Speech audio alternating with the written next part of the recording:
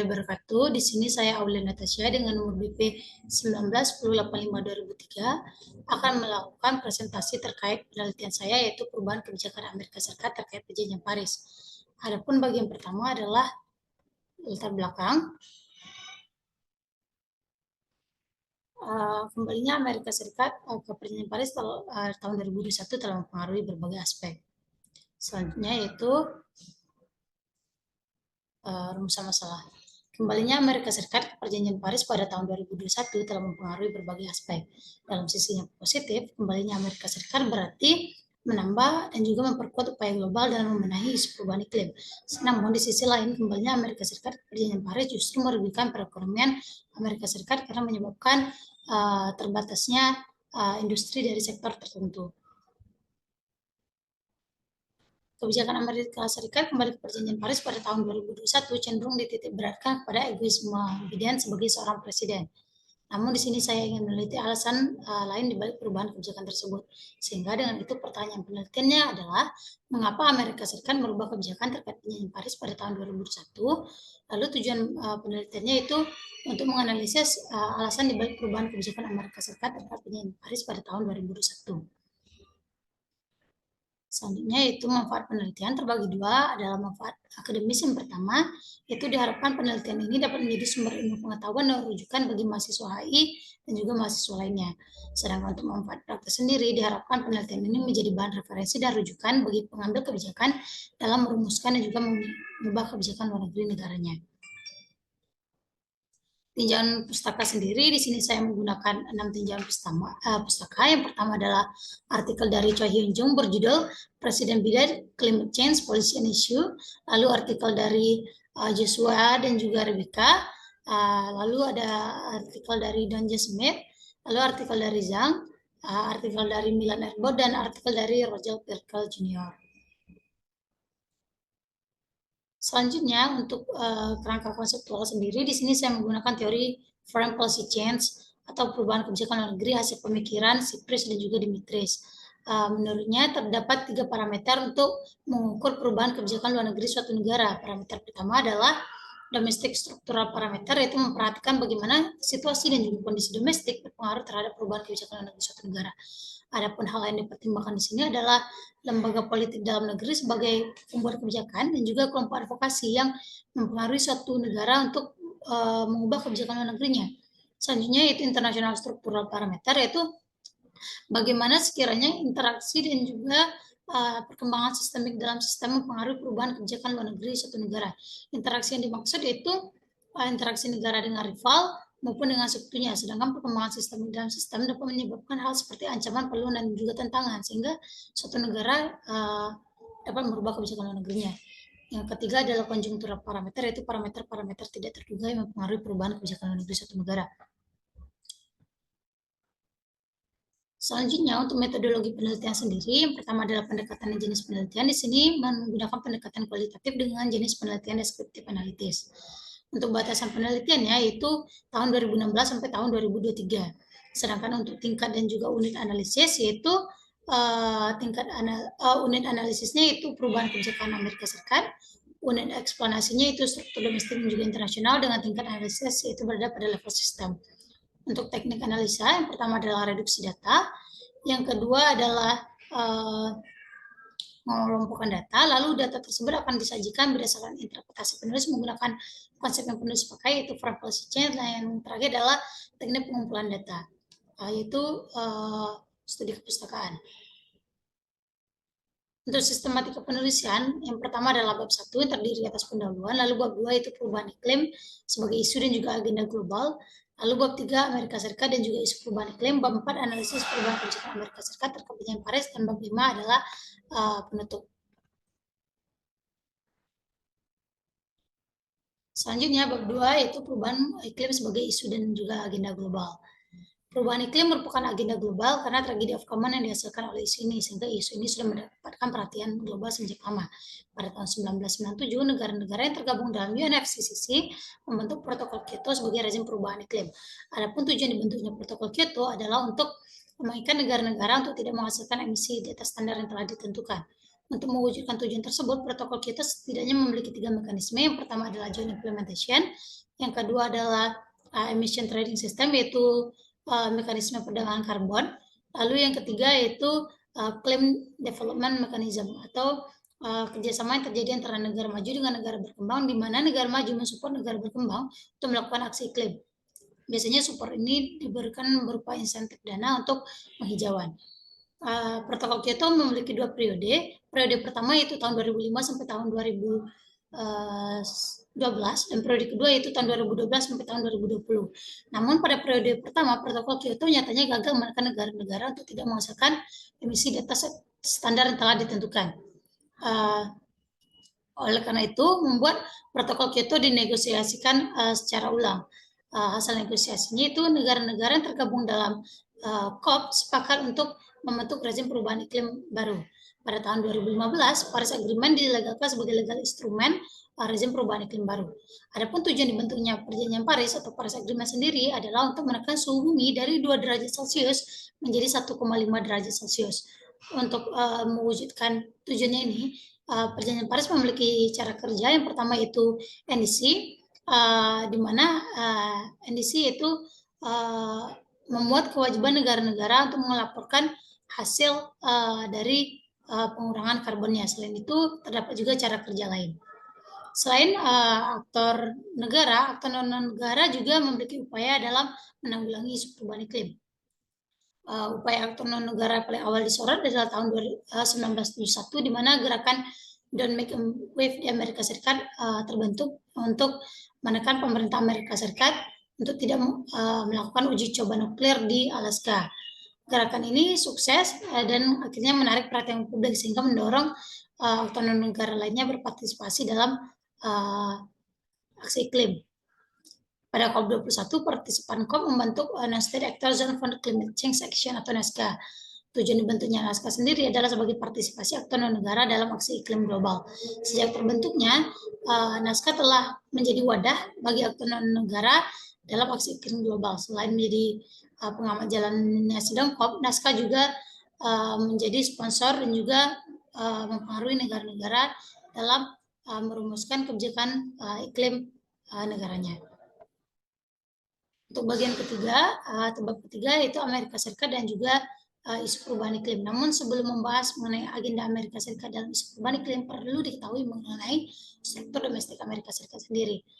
Amerika Serikat adalah negara Republik Federal yang terdiri atas 50 negara bagian, sehingga ini membuat pemerintah federal harus berbagi kekuasaan dengan pemerintah negara bagian. Adapun untuk badan pemerintahan dalam federal terdiri atas 3 badan, yaitu yang pertama adalah legislatif yang terdiri atas Kongres, yang mana Kongres ini dihuni oleh Senat dan juga DPR atau House of Representative. Lalu ada eksekutif yang terdiri atas presiden juga wakil presiden, yang ketiga adalah yudikatif. Dalam membuat kebijakan terdapat hubungan timpang tindih antara Kongres dan juga badan eksekutif, di mana badan legislatif yang terdiri atas Kongres bertugas merumuskan undang-undang, kemudian ditandatangani oleh presiden dan juga wakil presiden. Namun sebelumnya rancangan tersebut harus disetujui oleh 2/3 anggota Kongres. Selanjutnya mengenai sejarah Amerika Serikat dalam isu perubahan iklim. Sejarah agenda perubahan iklim Amerika Serikat telah terlihat semenjak tahun 1978, di mana pemerintah Amerika Serikat kala itu membentuk Undang-Undang Clean Air Water Act. Selain itu, pemerintah Amerika Serikat juga menyetujui penelitian tentang lingkungan. Namun, pada periode kepemimpinan Ronald Reagan atau periode kepemimpinan selanjutnya, Reagan tidak menunjukkan minat yang besar terhadap isu perubahan iklim. Hal ini terlihat dari sikap Reagan yang terus menghapus Dewan Kualitas Metal dan beberapa kebijakan iklim lainnya. Selain itu, Bush Senior juga menunjukkan pendekatan yang serupa dengan Reagan, di mana Bush Senior terus memprotes target emisi yang diajukan dalam konvensi antar pemerintah pada akhir tahun 80-an. Namun pada periode kepemimpinan selanjutnya, yaitu periode Bill Clinton menunjukkan pendekatan yang berbeda, di mana Bill Clinton berhasil membawa Amerika Serikat menandatangani Protokol Kyoto. Namun sayangnya Protokol Kyoto batal diratifikasi karena penolakan dari Kongres yang waktu itu didominasi oleh Partai Republik. Setelah itu, pada periode kepemimpinan Bush Junior juga memberhentikan upaya ada juga partisipasi Amerika Serikat di rezim perubahan iklim. Terpilihnya Barack Obama sebagai Presiden Amerika baru pada tahun 2008 menandai babak baru dalam politik iklim Amerika Serikat, di mana Obama sukses membawa Amerika Serikat menandatangani dan juga meratifikasi Perjanjian Paris. Namun belum genap Amerika Serikat 5 tahun berada pada Perjanjian Paris. Pada periode selanjutnya, yaitu periode Trump memutuskan membawa Amerika Serikat keluar dari Perjanjian Paris, di mana menurutnya komitmen mengikat pada Perjanjian Paris telah merugikan Amerika Serikat secara ekonomi karena memaksa perusahaan-perusahaan Amerika Serikat untuk tidak menghasilkan emisi gas di atas standar yang telah ditentukan. Selain itu, Amerika Serikat juga dipaksa untuk membayar insentif terhadap negara berkembang, dan hal ini sangat memberatkan Amerika Serikat, sehingga Trump membawa Amerika Serikat keluar dari Perjanjian Paris. Namun belum genap 1 tahun Amerika Serikat keluar dari Perjanjian Paris. Pada periode selanjutnya, yaitu pada periode Biden membawa Amerika Serikat kembali ke Perjanjian Paris. Kembalinya Amerika Serikat ke Perjanjian Paris cenderung dititikberatkan sebagai egoisme Biden sebagai seorang presiden, sehingga dengan itu saya ingin meneliti alasan lebih lanjut di balik perubahan kebijakan ini. Oleh karena itu, bab 4 adalah bab selanjutnya, itu bab 4, analisis perubahan kebijakan luar negeri Amerika Serikat terkait Perjanjian Paris. Perubahan kebijakan luar negeri Amerika Serikat terkait Perjanjian Paris akan diukur menggunakan parameter-parameter dalam perubahan kebijakan luar negeri. Yang pertama adalah parameter struktural domestik, di mana saya menemukan 3 penemuan. Yang pertama adalah dominasi partai dalam lembaga politik Amerika Serikat. Perlu diketahui sebelumnya, Amerika Serikat merupakan negara dengan dominasi 2 partai besar. Yang pertama adalah Republik atau Grand Old Party, di mana partai ini beraliran konservatif dan cenderung tidak mempercayai isu-isu terkini. Lalu selanjutnya adalah Partai Demokrat yang beraliran liberal yang dikenal lebih sensitif terhadap isu-isu terkini. Dominasi partai dan lembaga politik Amerika Serikat sangat mempengaruhi arah kebijakan luar negeri Amerika Serikat. Sebagai contoh, Amerika Serikat berhasil menandatangani Protokol Kyoto saat Badan Eksekutif Amerika Serikat pada tahun 1997 diisi oleh Partai Demokrat. Sayangnya, Protokol Kyoto batal diratifikasi setelah mendapatkan penolakan dari Kongres yang waktu itu didominasi oleh Partai Republik.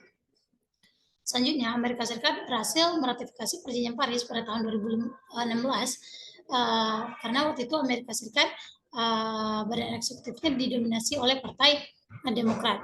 Meskipun hal ini mendapatkan penentangan dari Kongres yang waktu itu didominasi oleh Partai Republik, nyatanya Amerika Serikat tetap berhasil meratifikasi Perjanjian Paris setelah Obama yang waktu itu diusung oleh Partai Demokrat menggunakan hak vetonya sebagai presiden. Pada tahun 2021, Partai Demokrat mendapatkan peroleh banyak kursi dalam pemerintahan. Dalam 100 kursi Senat yang ada, Demokrat berhasil menduduki 47 kursi ditambah dengan 3 kursi yang kaukus dengan Partai Demokrat. Selain itu, untuk bagian House of Representatives sendiri, Demokrat berhasil menduduki 222 kursi, sedangkan Republik hanya 215 kursi saja. Pada tahun 2021, beberapa senator Demokrat mengajukan rencana undang-undang Build Back Better Act. Namun rencana undang-undang ini mendapatkan penolakan dari Partai Republik. Dari 50 senator Republiknya ada, mereka semua menolak rancangan undang-undang tersebut. Build Better Act gagal diratifikasi sebagai undang-undang setelah salah satu senator Demokrat, yaitu Joe Manchin, menolak undang-undang tersebut dengan menyatakan bahwa undang-undang tersebut perlu dinegosiasikan secara ulang. Akibatnya, pada Agustus 2021, Inflation Reduction Act sebagai undang-undang perubahan iklim berhasil dijadikan undang-undang oleh pemerintahan Amerika Serikat. Keberhasilan Inflation Reduction Act membuktikan kemenangan Demokrat dalam memegang kursi. Keberhasilan Build Better Act membuktikan dominasi Demokrat dalam sistem pemerintahan Amerika Serikat, sehingga ini membuat Amerika Serikat meratifikasi Perjanjian Paris. Parameter struktural domestik kedua adalah negara bagian dalam agenda perubahan iklim Amerika Serikat. Sejak Amerika Serikat mengumumkan rencana penarikan diri dari Perjanjian Paris pada tahun 2021, beberapa negara bagian telah menolak aksi ini dengan membentuk gerakan We Are Still In dan juga membentuk United States Climate Alliance atau USCA. Sejak terbentuknya, USKA telah melakukan berbagai upaya untuk mendesak pemerintah federal agar batal menarik diri dari Perjanjian Paris. Adapun hal yang dilakukan oleh USKA, yang pertama adalah menyebarkan petisi kepada publik dan juga melakukan Climate Action Summit. Komitmen besar yang dilakukan oleh USKA telah mendorong negara federal untuk kembali ke Perjanjian Paris. Selanjutnya itu kelompok advokasi sebagai pemberi pengaruh. Sejak tahun 1990-an telah terjadi peningkatan serius dalam perkembangan LSM lingkungan oleh Amerika Serikat. Pada tahun 2017, Amerika Serikat mengumumkan rencana menarik diri dari Perjanjian Paris, yang mana hal ini mendapatkan kecaman dari berbagai pihak. Salah satu kecaman paling terkemuka datang dari US Environmental Protection Agency. Dalam hal ini, EPA mendesak Trump agar tidak melanggar komitmen Amerika Serikat terhadap Perjanjian Paris. Protes ini diikuti oleh 70% publik Amerika Serikat. Meskipun Amerika Serikat tetap menarik diri dari Perjanjian Paris, namun pada tahun 2020, hampir 73% masyarakat Amerika percaya bahwa pemanasan global sedang terjadi, dan pemerintah perlu mengambil bagian dalam aksi ini. Hal ini akhirnya mendorong administrasi Biden membawa isu perubahan iklim sebagai salah satu isu dalam kampanyenya. Oleh karena itu, kembalinya Amerika Serikat ke Perjanjian Paris pada tahun 2021 dipengaruhi oleh pengaruh dari kelompok advokasi juga. Selanjutnya yaitu parameter struktural internasional. Dalam hal ini saya mendapatkan 3 temuan. Yang pertama adalah kepemimpinan Tiongkok sebagai rival Amerika Serikat di rezim perubahan iklim. Sejak Amerika Serikat mengumumkan rencana akan keluar dari Perjanjian Paris pada tahun 2017, Tiongkok mengumumkan akan mengambil alih dalam rezim perubahan iklim. Selama 4 tahun absennya Amerika Serikat dalam menghadapi isu perubahan iklim, Tiongkok telah menunjukkan kontribusinya. Selain berhasil meningkatkan NDC, Tiongkok juga berhasil membangun pasar karbon dan juga membantu negara lain dalam membenahi isu perubahan iklim.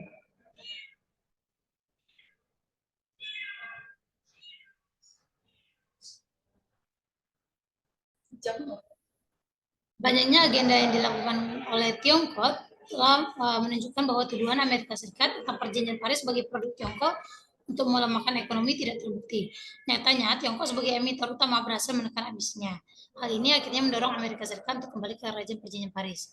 Selanjutnya, respon Uni Eropa sebagai sekutu utama Amerika Serikat. Setelah Amerika Serikat mengumumkan keluar dari Perjanjian Paris, Uni Eropa sebagai sekutu utama Amerika Serikat mengumumkan untuk mencari aliansi baru. Hal ini akhirnya melemahkan dominasi dan juga pengaruh Amerika Serikat di sistem internasional. Apalagi aliansi yang dibangun Amerika Serikat adalah dengan Tiongkok. Hal ini akhirnya mendorong Amerika Serikat untuk kembali ke rezim Perjanjian Paris. Selanjutnya itu perkembangan sistemik dalam sistem internasional sebagai pemberi pengaruh. Perkembangan sistemik dalam sistem internasional telah mendorong isu perubahan iklim sebagai salah satu isu penting dalam lingkup internasional. Hal ini akhirnya mendorong berbagai perusahaan memasukkan perubahan iklim sebagai agenda untuk melakukan pemasarannya.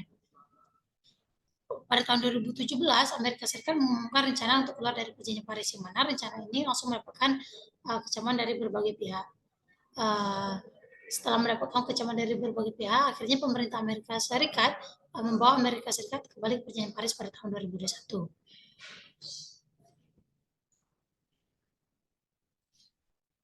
Selanjutnya adalah kesimpulan. Perubahan kebijakan luar negeri Amerika Serikat pada tahun 2021 disebabkan oleh dapat diukur menggunakan parameter struktural domestik. Yang pertama dalam struktur domestik, hal ini disebabkan oleh dominasi parpol dalam lembaga politik Amerika Serikat, dorongan dari negara bagian dan juga kelompok advokasi sebagai pemberi pengaruh. Sedangkan dari struktur internasional, perubahan ini disebabkan oleh kepemimpinan Tiongkok sebagai rival utama Amerika Serikat, respon Uni Eropa yang melemahkan pengaruh Amerika Serikat di sistem internasional, dan juga perkembangan sistemik dalam sistem yang mendorong perusahaan multinasional mendesak pemerintah Amerika Serikat untuk kembali ke rezim Perjanjian Paris. Mungkin hanya sekian yang dapat saya sampaikan kepada teman-teman sekalian. Apabila teman-teman memiliki pertanyaan, silakan untuk bertanya pada kolom komentar. Assalamualaikum warahmatullahi wabarakatuh.